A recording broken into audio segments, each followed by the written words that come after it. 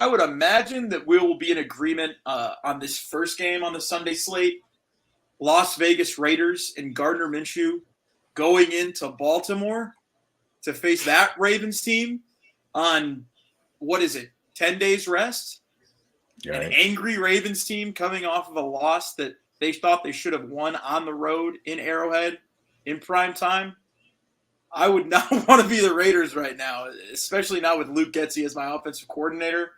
I think that we can spend as much time as you'd like talking about this game, but I have a very hard time predicting that Gardner Minshew is going to go in there and get a win against this angry Ravens squad.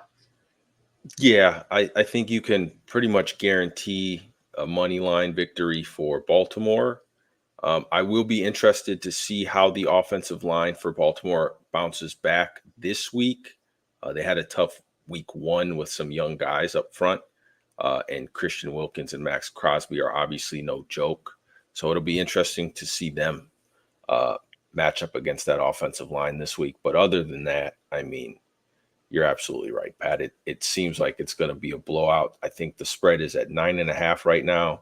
Would not be surprised if that jumped up even a little bit more later on this week.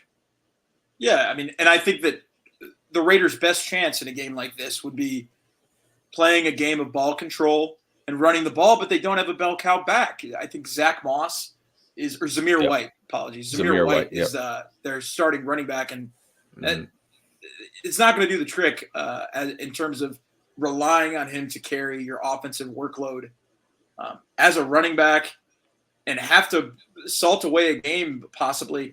The only way they're going to be able to win this is by controlling the ball and then by Max Crosby wrecking the game on the defensive end, or Christian Wilkins, as you said, one of those top signings along the defensive front. But once again, I mean, Lamar Jackson is as difficult to catch as any quarterback in the NFL. So that is going to be a matchup to watch if there is one.